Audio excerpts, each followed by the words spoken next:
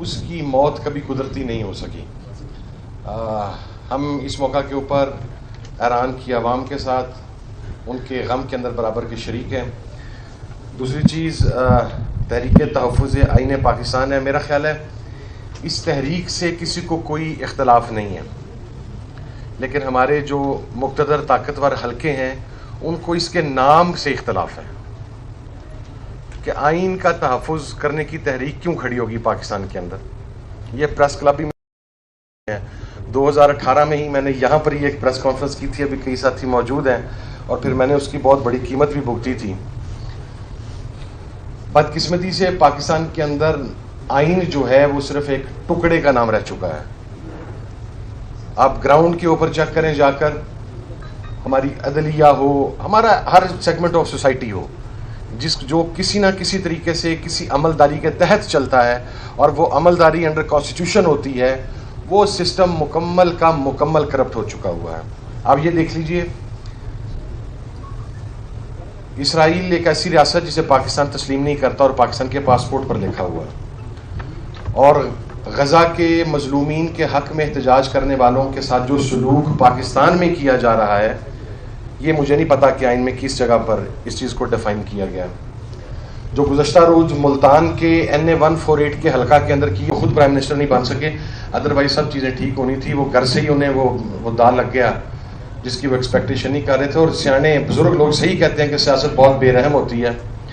کہاں چچا اور بھتیجی کا اختلاف تھا، کہاں چچا اور بھتیجی نے مل کے میاں صاحب کو گھر سے نکال دیا، اقتدار سے نکال دیا. یہ بے رحم چیز ہے، اس کے سینے میں دل نہیں ہوتا. تو میاں صاحب کو تو سب سے پہلے اسٹیبلشمنٹ کو نہیں رونا چاہیے. میرا خیال ہے یہ معاملہ پہلے اپنے گھر میں سیٹل کرنا چاہیے کہ گھر کے اندر سے یہ جو بغاوت ہوئی ہے پہلے اسے سیٹلمنٹ کریں. اسٹیبلشمنٹ کے خلاف بیانیہ لینے کی ان میں ہمت نہیں ہے.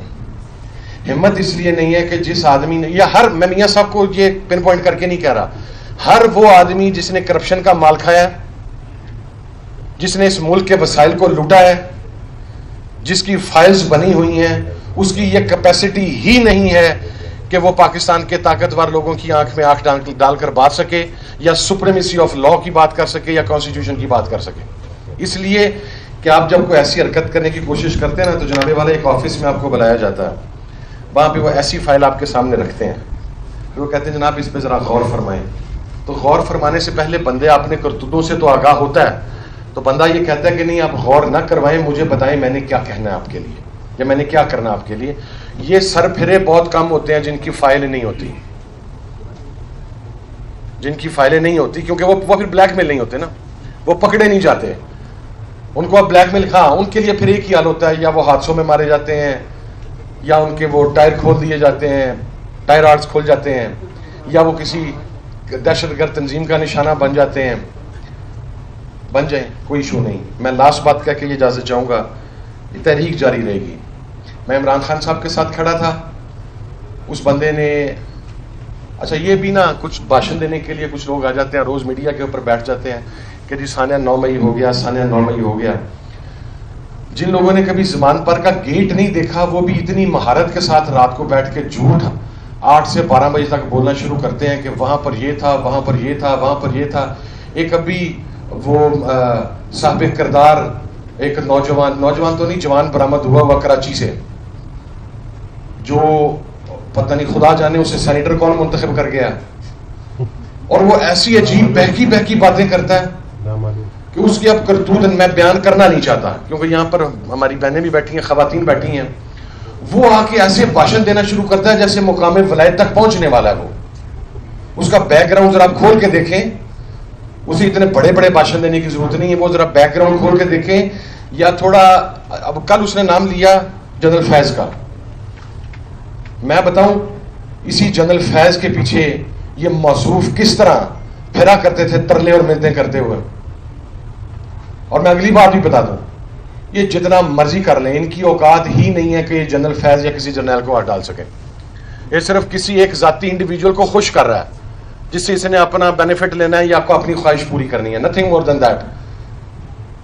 کمال ہے، سینٹ ایوان بالا، ووٹ خدا جانے کتوں، گندا نواز شریف، گندا زرداری، پارٹی ساری اس کو ووٹ ڈال گئی. نہ وہ ان کر رہے ہیں، نہ وہ ان کر رہے ہیں. وہ بیٹھا پانڈے لکھ رہا ہے دونوں کی، اور پھر بھی جناب وہ یہ ہے پاکستان کا ایکچوئل المیہ اور پاکستان کا ایکچوئل ڈیلما کہ وہ لوگ جو کچھ لوگوں کی خوشامد کر کے اقتدار کے اندر آ جاتے ہیں. ایک وہ بنارسی ٹھگ ہیں سیالکوٹ کے ہمارے, وہ خدا جانے اس نے پتہ نہیں ہار کے کب باہر ہونا قومی اسمبلی سے, کوئی ایسا نحوست کا سایہ اس بنارسی ٹھگ کا, خواجہ آصف کا, وہ جتنی مہارت سے قومی اسمبلی کے فلور پر کھڑا ہو کے وہ جھوٹ بولتا ہے, اسے دیکھ کے دل کرتا ہے اس کا جھوٹ سن کے کہ بندہ اس حیوان سے اٹھ کے باہر چلا جائے. آج کل جو انسانیہ 9 مئی کی تکلیف انہیں وارد ہوئی ہے, اور یہ تمام تکالیف ان کو وارد ہوئی ہیں, بھائی جان آئیں ذرا 9 مئی کی جوڈیشل انکوائری کروائیں. میں آپ کو بتاتا ہوں کہ جوڈیشل انکوائری میں فیصل آباد میں کس جگہ پر یہ رانا ثناء اللہ صاحب کے کون کون سے بندے موجود تھے, تصاویر میں آئیڈینٹیفائی کر کے دوں گا. آپ بنائیں تو صحیح نا, آپ کو پتا تو لگے. آپ نے تو ان لوگوں کو بھی FIR میں نامزد کر دیا جو ملک میں ہی نہیں تھے.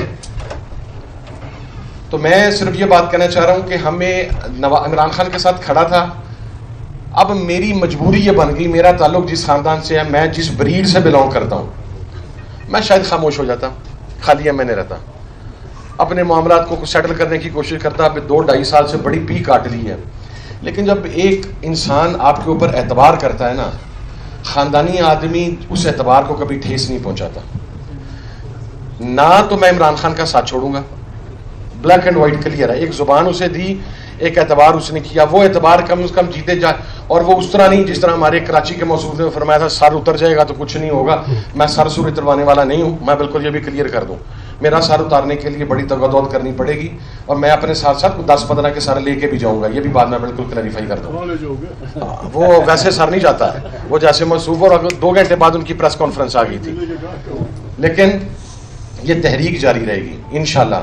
اور دیکھیں سب سے بڑا اس کا حاصل ہمیں کیا ہے. میں جگزی صاحب آپ کی اجازت سے ایک بات کرتا ہوں. ہمارے پنجاب کے اندر ایک چیز پروپوگیٹ تھی کہ بلوچ سارے کے سارے اینٹائی پاکستان ہیں اور پاکستان سے علیحدگی کی بات کر رہے ہیں. ابھی پشین میں اور چمن کے اندر آئین پاکستان زندہ باد, پاکستان زندہ باد کا نعرہ لگایا گیا, اور اس کا کریڈٹ اچکزئی صاحب کو بھی جاتا ہے, مینگل صاحب کو بھی جاتا ہے, اور تمام ان لوگوں کو جاتا ہے جو وہاں پر بیٹھے ہیں. اور میں سمجھتا ہوں کہ پنجابی لوگوں کے, پنجابی قیادت کے وہاں بیٹھے ہونے کے باوجود, اپنی ریزرویشنز اور اپنے ریگریٹ ہونے کے باوجود, بلوچوں کا پاکستان زندہ باد اور آئین پاکستان زندہ باد لگا کے صحیح معنوں میں آئین کی عملداری ہونے کی بات کرنا اس چیز کا ثبوت ہے کہ وہ سب سے بڑے محب وطن پاکستانی ہیں. پھر ہم نے وہاں پر وعدہ کیا تھا کہ ہم پنجاب جائیں گے, ہم اپنے علاقوں میں واپس جائیں گے, ہمارے پہ جو مرضی گزرے وہ خدا جانتا